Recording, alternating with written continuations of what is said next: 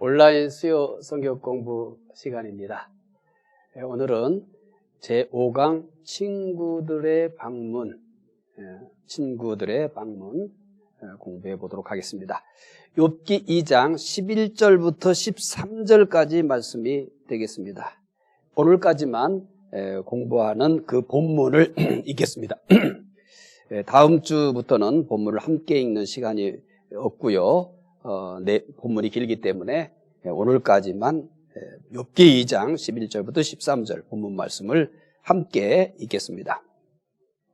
욥기 2장 11절부터 13절입니다. 그때 욥의 친구 세 사람이 이 모든 재앙이 그에게 내렸다 함을 듣고 각각 자기 지역에서부터 이르렀으니 곧 대만 사람 엘리바스와 수아 사람 빌닷과 나마 사람 소발이라.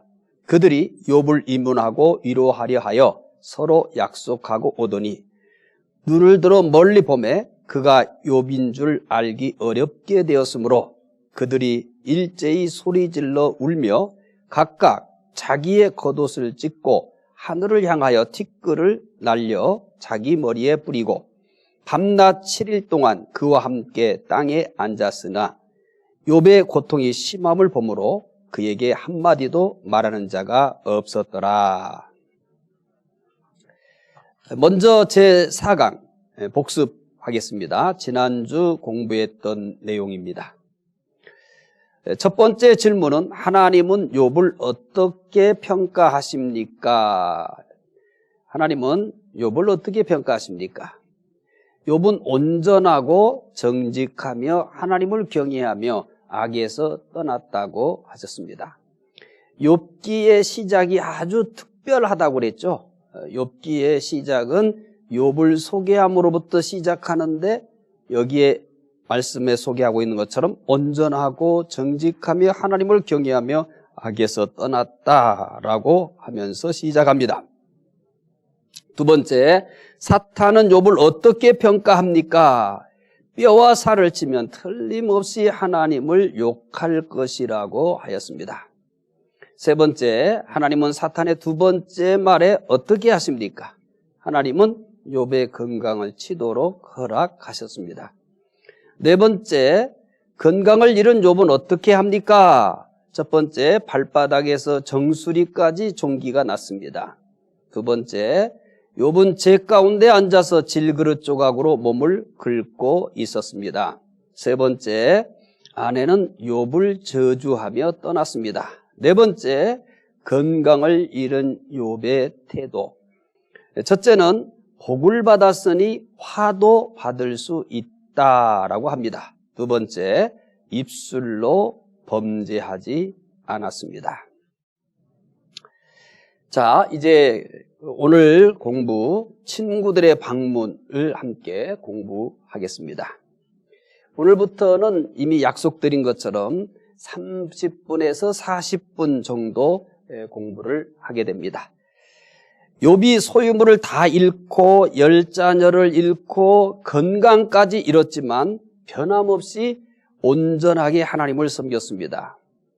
욥의 아내는 이런 욥을 보고 하나님을 욕하고 죽으라 이렇게 저주하면서 떠나버렸습니다. 아내도 저주하며 떠나는데 누가 욥의 곁에 있겠습니까? 아마 욥은 태어나서 인생이 이렇게 고독할 수도 있을까라고 뼈저리게 느꼈을 것입니다. 우리가 세상을 살면서 다 고독을 느낍니다. 그러나 욥이 현재 느끼고 있는 이런 고독은 아무도 느끼지 못했을 겁니다. 왜냐하면 우리는 살면서 모든 것을 잃었기 때문에 고독한 게 아니라 다 있어도 느끼는 고독입니다. 그러나 욥은 다 잃었습니다. 재산도 잃고 자녀들도 잃고 건강도 잃고 아내마저 떠나버렸습니다. 그러니까 모든 것을 잃고 혼자 남아있는 이 욥의 고독을 누가 알겠습니까? 아마 인생을 살면서 욥과 같은 그런 고독을 경험해 본 사람은 없을 것입니다. 모든 사람이 인생을 살면서 다 고독을 느끼면서 삽니다만 그러나 욥과 같은 고독은 누구도 경험해보기 어려울 겁니다. 욥은 이렇게 고독 속에서 혼자 죽어갈 것이라고 생각했을 것입니다. 아, 내가 이렇게 고독 속에서 있다가 죽어가겠구나.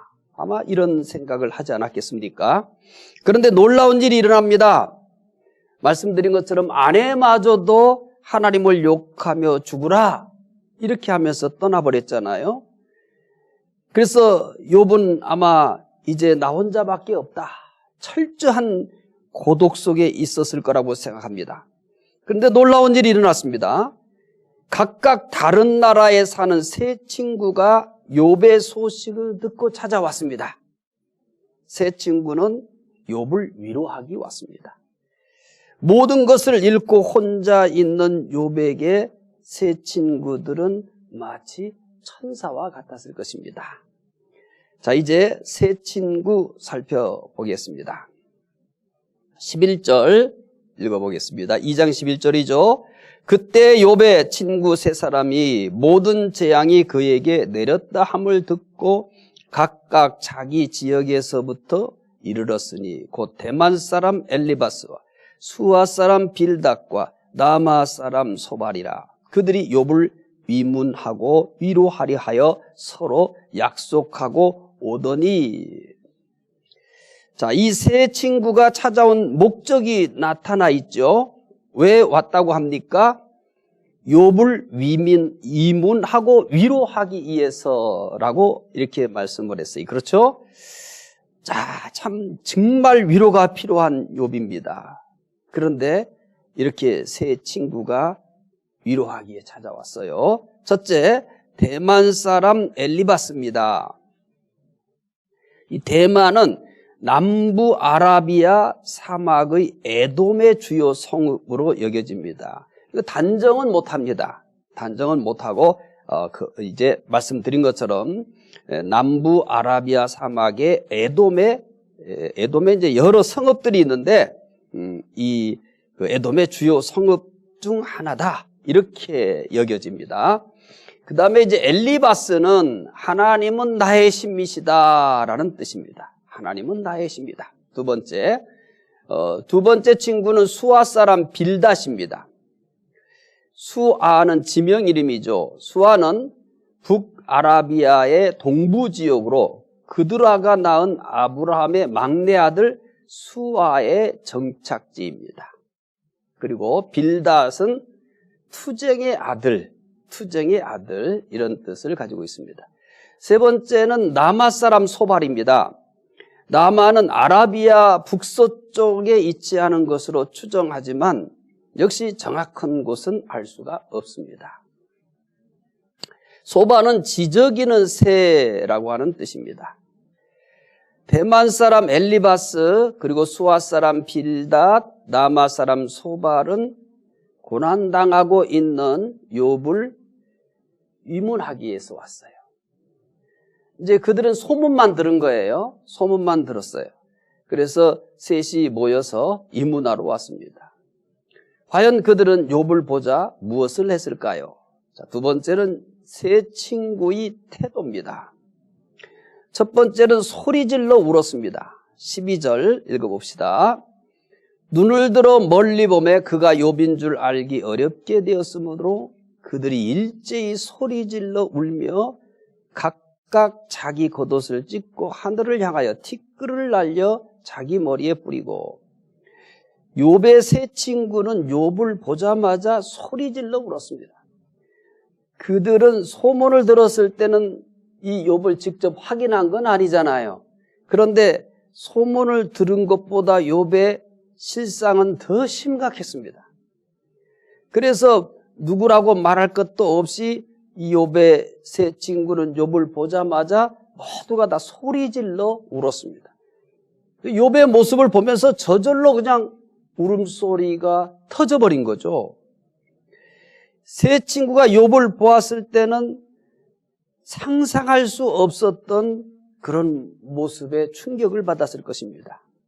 그래서 욥을 보자마자 소리내어 우는 것 외에는 달리 아무것도 할 수 없었을 것입니다. 이제 세 친구의 태도를 보면요, 아무도 욥에게 어떻게 이렇게 해서 됐냐 감히 묻지도 못합니다. 이제 하나씩 살펴보겠습니다만 제일 먼저 소개되는 것이 뭐냐면 보자마자 어떻게 했다고 그랬어요? 소리질러 일제히 울었다. 그러니까 뭐라고 말을 할 수 없을 만큼 충격적인 거죠. 딱 봐서 이거는 물을 수 있는 상황이 아니에요. 그 상황을 넘어가 버린 거예요. 그래서 보자마자 세 친구는 소리 내어 울었다, 이렇게 얘기합니다. 자, 내가 힘들 때 함께하며 울어질 수 있는 친구가 있습니까? 오늘은 이 부분을 한번 생각해 보십시오. 한번 우리가 뭐 욥과 같이 되지는 않습니다만은, 그런데 우리가 살다 보면 힘들 때를 자주 만나죠. 자주 만납니다. 근데 내가 정말 힘들 때 나와 함께 이 세 친구처럼, 욥의 세 친구처럼 그가 어디 있든지 소문을 듣고 소식을 듣고 나에게 찾아와서 나와 함께하며 이렇게 울어줄 수 있는 친구가 있습니까? 한번 지금 공부하시는 분들 생각해 보십시오. 내가 욥과 같이 되지는 않았지만 이렇게 힘들어질 때 그가 어디 있든지, 뭐 우리나라로 한정합시다. 뭐 타 지역에 있을 수도 있고 또 같은 지역에 있을 수도 있습니다. 어떻든 간에 내가 굉장히 힘든 상황이다 라고 하는 것을 어떻게 해서 들었어요.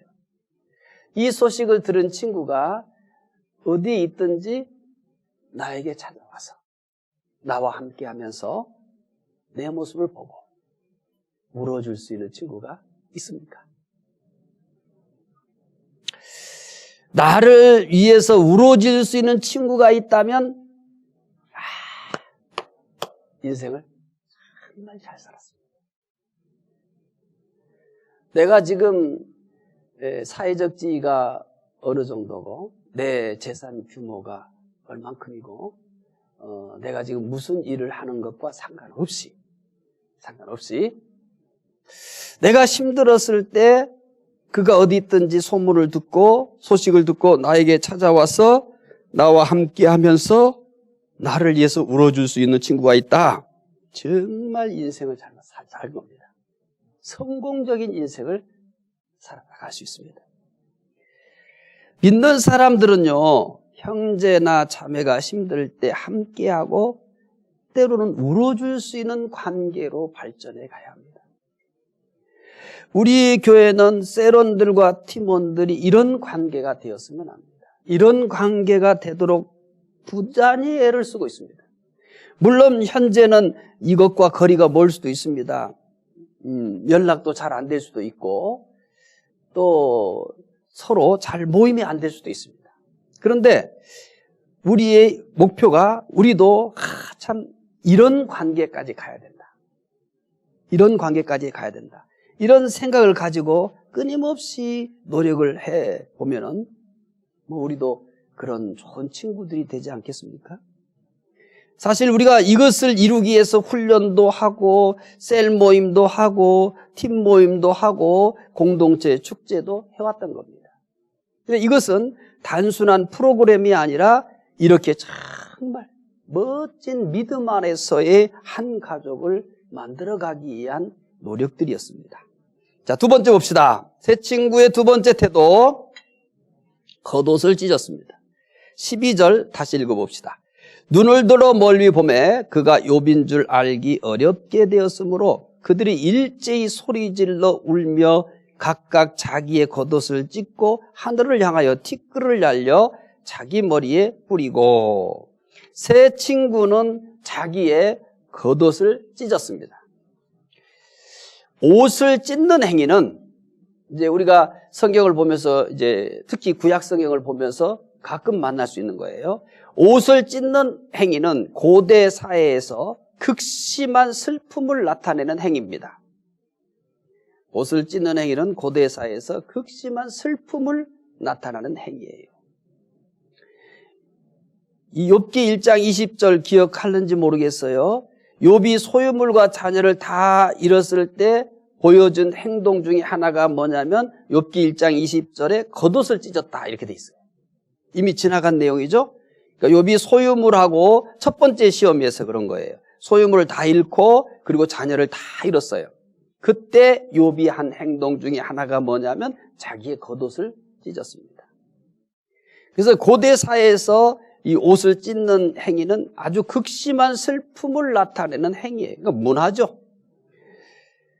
요셉의 형들이 미디안 상인에게 요셉을 판 후 요셉의 옷에 순념소의 피를 묻혀 마치 요셉이 짐승에게 죽은 것처럼 만들었습니다. 그리고 순념소의 피가 묻은 피를 아버지 야곱에게 보여줬어요. 야곱은 요셉이 짐승에게 죽은 줄 알았습니다. 그때 야곱이 보여준 행동도 똑같습니다. 창세기 37장 31절부터 35절인데요. 그때 야곱이 자기 옷을 찢고 울었습니다. 요셉이 짐승에게 죽었구나. 이렇게 알고 야곱은 너무 슬퍼서 자기 옷을 찢고 그리고 울었습니다. 이렇게 고대 사회에서는 옷을 찢는 행위를 극심한 슬픔을 나타내기 위한 겁니다. 세 친구는 욥의 모습을 보고 크게 슬퍼했습니다. 그러니까 그 당시에 사람들이 이 슬픔, 가장 심각한 슬픔을 표현하는 행위 중에 하나가 이거니까 세 친구는 욥이 그렇게 된 것에 대해서 아마 지금까지 그들이 살아온 인생 중에 가장 슬퍼하지 않았는가 그런 생각이 들어갑니다. 참 대단하죠? 그래서 욥이 다 잃었지만 그런데 세 친구는 이렇게 찾아와서 옷을 찢으면서 슬퍼했던 겁니다. 세 번째, 티끌을 날려 자기 머리에 뿌렸습니다. 다시 이제 2장 12절 읽어봅시다. 눈을 들어 멀리 보매 그가 욥인 줄 알기 어렵게 되었으므로 그들이 일제히 소리질러 울며 각각 자기의 겉옷을 찢고 하늘을 향하여 티끌을 날려 자기 머리에 뿌리고. 세 친구는 티끌을 날려 자기 머리에 뿌렸습니다. 티끌을 날려서 자기 머리에 뿌리는 것도 역시 극심한 슬픔을 나타내는 행위입니다. 이것도 그 당시 고대 사회에서의 하나의 문화예요. 옷을 찢는 것도 극심한 슬픔에 대한 표현이고 거기다가 또 티끌을 하늘로 날려서 자기 머리에 뿌리는 거 이것도 그 당시 사회에서는 극심한 슬픔을 나타내는 행위입니다. 욥이 온몸에 종기가 나서 이 건강을 잃었을 때 이제 두 번째 시험이죠. 비슷한 모습을 보여줬죠. 어디에 앉아 있었다고 그랬어요? 욥기 2장 8절에 보면 재에 앉아 있었어요. 그러니까 첫 번째 시험을 치고 난 다음에 욥은 자기 옷을 찢어서 슬픔을 표현했고 두 번째 자기 온몸에 종기가 나는 그런 고난을 당했을 때는 재에 앉았습니다. 티끌을 머리에 뿌리는 행위나 재에 앉는 행위 모두 그 당시 사회에서는 극심한 슬픔을 나타내는 행위입니다. 하나의 문화라고 말씀을 드렸어요. 여호수아 7장 5절부터 6절에 보면은요, 이런 또 비슷한 모습을 우리가 다른 성경인데도 확인할 수 있어요. 여호수아가 아이성과의 첫 번째 싸움에서 패한 후 어떻게 했어요? 잘 기억 안 나시죠? 여리고성은 쉽게 정복을 했어요. 그런데 아이성과 첫 번째 싸움에서는 패합니다. 그리고 패한 다음에 여호수아는 옷을 찢고 머리에 티끌을 뒤집어 쓰고 저물도록 있었습니다. 자, 이와 같은 행위들은 욥기에 뿐만 아니라 창세기에도 나타나고 또 여호수아에도 나타나고 슬픔에 대해서 옷을 찢는 것으로 표현하기도 하고 또 재에 앉아있기도 하고 티끌을 날려서 머리에 이렇게 뿌리기도 하고 이런 것들은 그 당시 사회에서 슬픔을 표현하는 그런 행위들입니다. 네 번째 봅시다. 밤낮 7일 동안 침묵하였습니다. 이제 13절을 보겠습니다. 밤낮 7일 동안 그와 함께 땅에 앉았으나 욥의 고통이 심함을 보므로 그에게 한마디도 말하는 자가 없었더라. 욥의 세 친구는 욥을 보고 7일 동안 아무 말도 하지 않았습니다.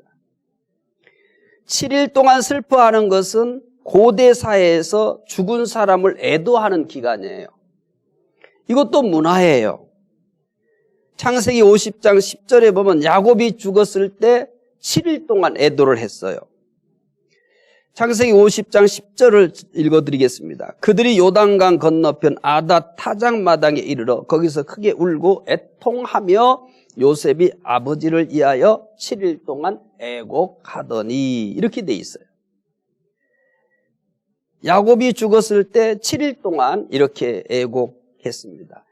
7일 동안 슬퍼하는 것 역시 고대사의 문화인데 죽은 사람을 애도할 때 지키는 기간이에요.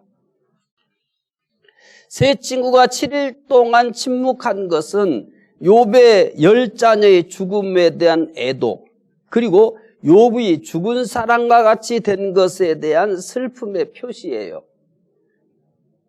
7일 동안 침묵을 지킵니다.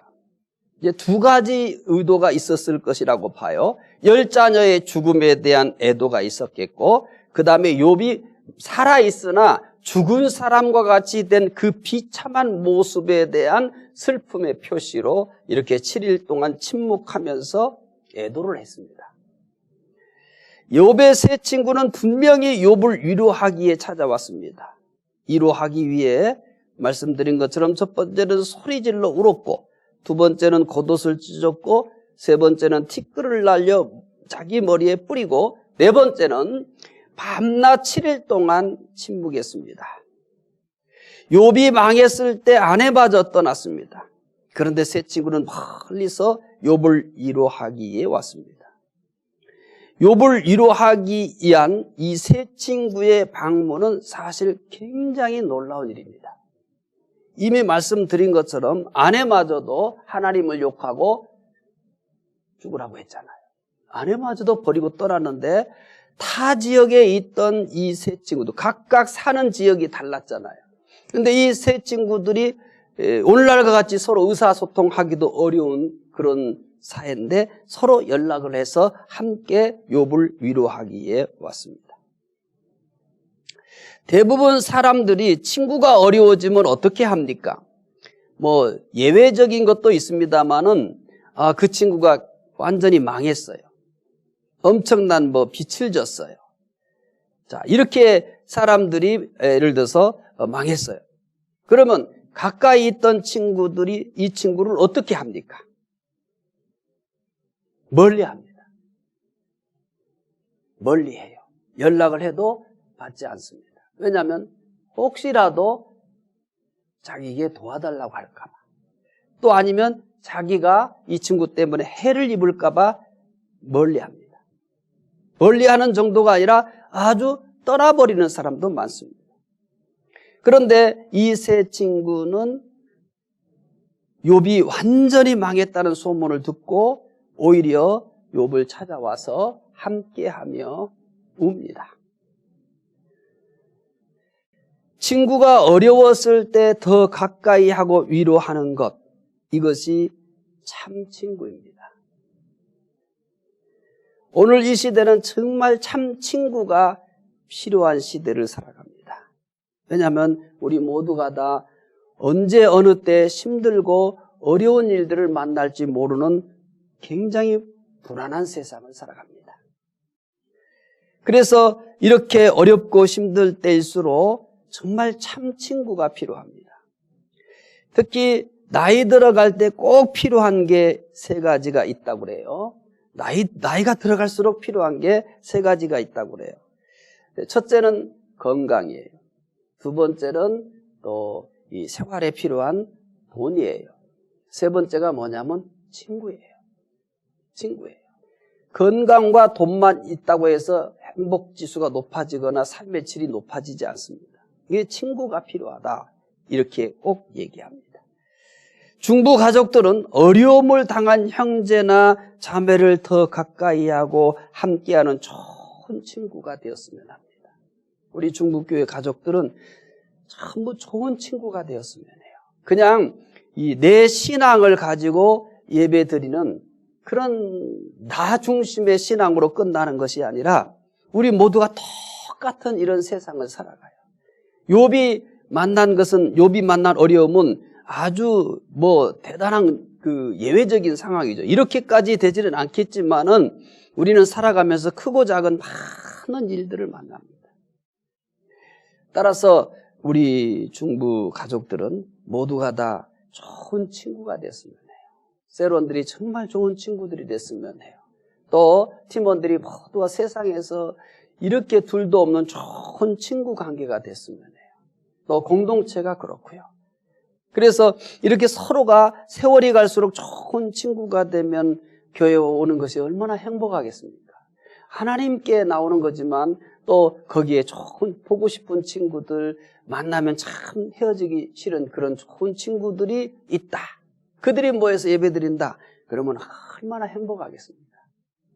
우리 큰 교회를 만들 생각하지 맙시다. 큰 교회를 만들 수도 없지만은 그렇지만 우리는 정말 좋은 교회, 좋은 친구들이 모이는 교회, 그런 교회 만들어 봤으면 합니다. 자, 세 번째죠. 새 친구에 대한 분석입니다. 새 친구에 대한 분석인데 이것은 제가 한 게 아니고요. 그랜드 종합주석 욥의 논쟁자들의 이해라고 하는 부분에 대해서 여러분들에게 제공하는 겁니다. 그러니까 그랜드 종합주석에 나와 있는 욥의 논쟁자들의 이해를 그대로 여러분들에게 소개해 드리는 거예요. 참고로 소개해 드리는 거니까 이렇게 세세히 다 기억할 수는 없지만 특성 이렇게 살펴보면은 앞으로 이제 우리는 이 욥과 새 친구 마지막에 엘리후 이런 서로의 논쟁으로 욥기가 마지막까지 가야 돼요. 그러니까 이 전체를 이들에 대해서 자세하게 이렇게까지 소개하지 않기 때문에 이것을 먼저 살펴보고 기억해 보면은 앞으로 이제 이들과 이 논쟁을 진행하는 데 있어서 아마 이해하는 데 좋은 도움이 될 겁니다. 자, 먼저 특성부터 봅시다. 엘리바스는 신학자의 특성을 보입니다. 신학자의 특성.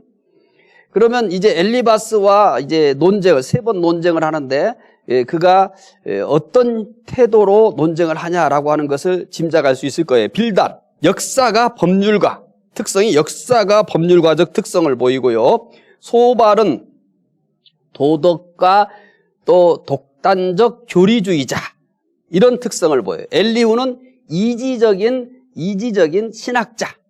그 다음에 논증 증거예요. 이제 이게 욥기 전체의 그림이라고 보시면 됩니다. 그러면 엘리바스와 논쟁을 할 때 그 엘리바스의 논증 근거는 어디에 있냐면 경험적인 지식에다 근거를 두고 논쟁을 해요. 빌닷은 전통, 소발은 가정, 엘리후는 교육적이에요. 그 다음에 이 네 사람의 인품을 볼 겁니다. 엘리바스는 동정적이고 빌닷은 논쟁적이고 소발은 거칠고 둔합니다. 그래서 제일 좀 거칠고 그런 분이 소발이라고 보시면 됩니다. 엘리후는 예민하면서 약간 교만합니다. 논조. 이들과 논쟁을 할 텐데 그 논조가 뭐냐? 엘리바스는 철학적이고 빌닷은 역사적이에요. 그리고 소발은 인습적이고 엘리후는 논리적이에요. 그 다음에 논지. 그러면 이 논쟁을 했을 때 이들이 핵심적으로 주장하는 이 논지가 뭐냐? 이 얘기예요. 이 얘기가 계속 간다고 보시면 돼요. 논지는 논쟁할 때 주로 이들이 주장하는 핵심 내용이 뭐냐? 이거죠. 엘리바스, 논지에 있어서 엘리바스는 죄를 지으면 고난당한다. 이걸 계속 반복할 겁니다. 빌닷, 고난은 틀림없이 죄 때문이다.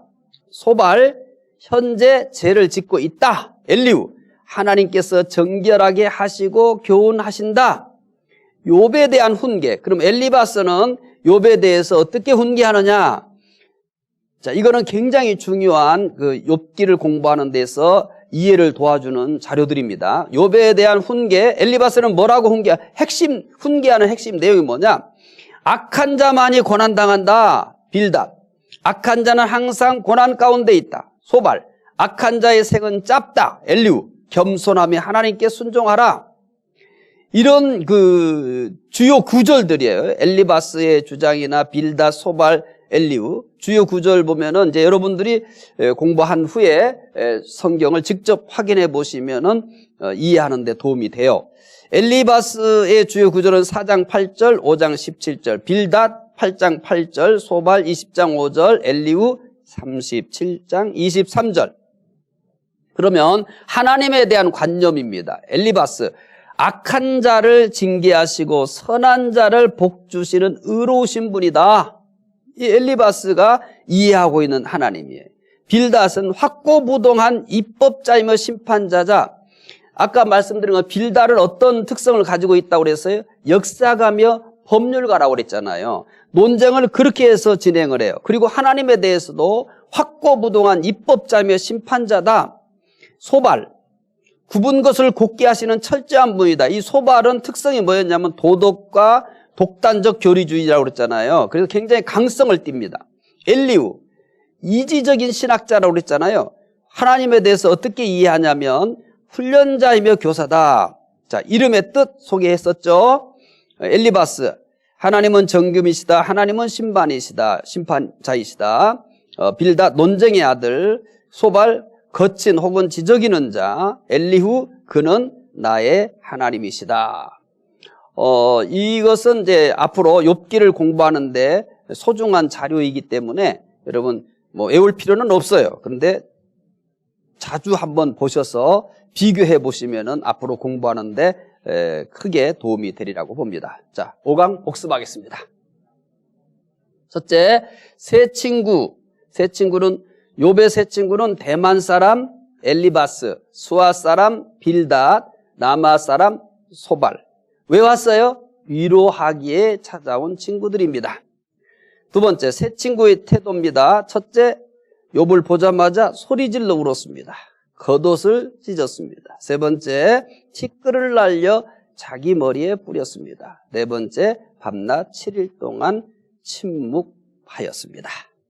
오늘은 세 친구의 방문에 대해서만 소개했습니다. 이제 점점 욥기는 본론을 향해서 줄다름치고 있죠. 이제 다음 주에 공부하게 될 생일을 저주하는 욥, 이것이 침묵을 지키던 세 친구와의 논쟁에 불을 붙이게 됩니다. 그냥 이제 욥기가 진행되는 게 아니라요, 사실 욥기를 진행하는 것을 잘 공부해 보시면은요 아주 재밌습니다. 그리고 많은 교훈들을 얻을 수 있어요. 이제 다음 주에 생일을 저주하는 욥기 3장 1절부터 26절까지예요. 그래서 다음 주부터는 본문을 읽지 못한다고 말씀을 드렸어요. 이제 분량이 점점 많아지기 때문에. 그래서 꼭 욥기 3장 1절부터 26절을 읽으시는데, 이 욥기 3장은 생일을 저주하는 욥이에요. 이게 이제 도화선이 돼서 세 친구와의 논쟁이 계속해서 욥기 끝날 때까지 진행되는 중요한 부분이니까 꼭 미리 읽어 오시기를 바랍니다. 기도하겠습니다. 하나님, 감사합니다. 오늘도 욥기를 공부할 수 있게 해주셔서 감사합니다. 특별히 우리가 인생을 살면서 힘들고 어려운 일들이 자주 있습니다.